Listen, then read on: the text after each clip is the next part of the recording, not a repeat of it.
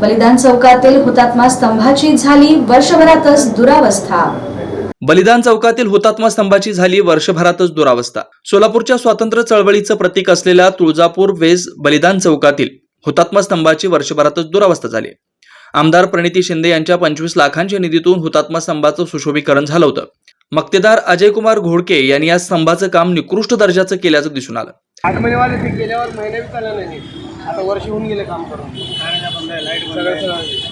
फक्त वरची एकच लाईट चालत बघा, ती आम्ही चालू करतो. 8 महिने झाले गारज बंद झालं. त्याला पॉलिश केलेलं नाहीत का? त्याला नाही केलं पॉलिश. हे पण बघा धुळं दिसतं. आता मी धुलं तर पण त्याला धुळं दिसतं. या स्तंभावरील ग्रॅनाइट निखळलं असून कारंजा बंद आहे. फाटक मोडकळीस आलंय, तर विजेचे दिवे बंद चालू होत असल्यानं अंधारच पसरलेला असतो. पाणी गळती होते. या दुरावस्थेकडे पालिका प्रशासनाचं दुर्लक्ष झाल्याचं दिसतंय. हुतात्मा स्तंभाच्या निकृष्ट दर्जाच्या कामाची चौकशी करून संबंधित मक्तेदारावर कायदेशीर कारवाई करावी अशी मागणी माजी सभागृह नेते सुरेश पाटील यांनी केली.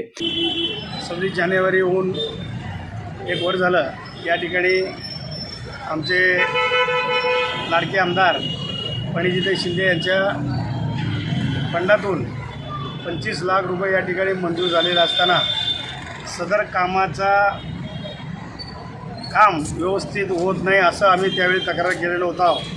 परंतु तक्रार करूनही तिथले संबंधित महानगरपालिकेचे अधिकारी वर्ष होऊन गेलं, पण प्रशासनाचं राजवट असल्यामुळं याकडं जे काही 25 लाखाचं काम झालेलं आहे त्यामध्ये बघायला लागला होता. त्या परीक्षा निघाले होते, ते बसवले. परंतु हे जे काही ग्रेनेड बसवलेले आहेत ते ग्रेनेड पुन्हा तर डोक्यात पडण्याची शक्यता नाकारता येत नाही. कारंजा फक्त 3-4 महिने चालू होतं, परंतु पुन्हा बंद पडलं.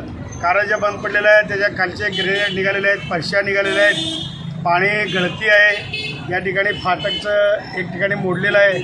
आपण हे ज्यावेळी काम झालं तेव्हा MB रेकॉर्डिंग करून जेव्हा सदर मक्तेदार अजयकुमार घोडके हे बेकायदेशीर आणि निकृष्ट दर्जाचं काम करतो असं तक्रार केलेलं असतानासुद्धा या ठिकाणी कुठलाही अधिकारी जे कोण होता या ठिकाणी नगर अभियंता असू दे किंवा आपले जे काही JEE आहेत त्यांनी व्यवस्थित लक्ष दिलं नाही. या ग्रेनेडला पॉलिश सहित केलेलं नाही. हे सर्व एवढं 25 लाखाचं काम करूनही मोठ्या प्रमाणात निकृष्ट दर्जाचं काम होऊन त्याला बिल अदा केलेलं आहे.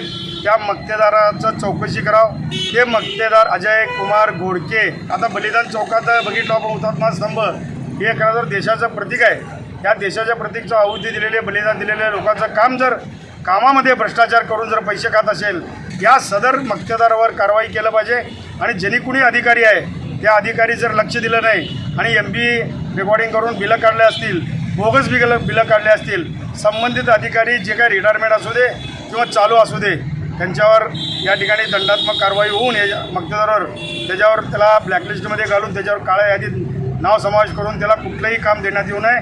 सदर हुतात्मा स्तंभाची दुरावस्था कधी दूर होणार असा सवाल आता निर्माण झालाय. Shri Markandeya butterfly garden Montessori English medium school play group ते 4थी पर्यंत CBSE पॅटर्नच्या शिक्षणासाठी आजच प्रवेश घ्या.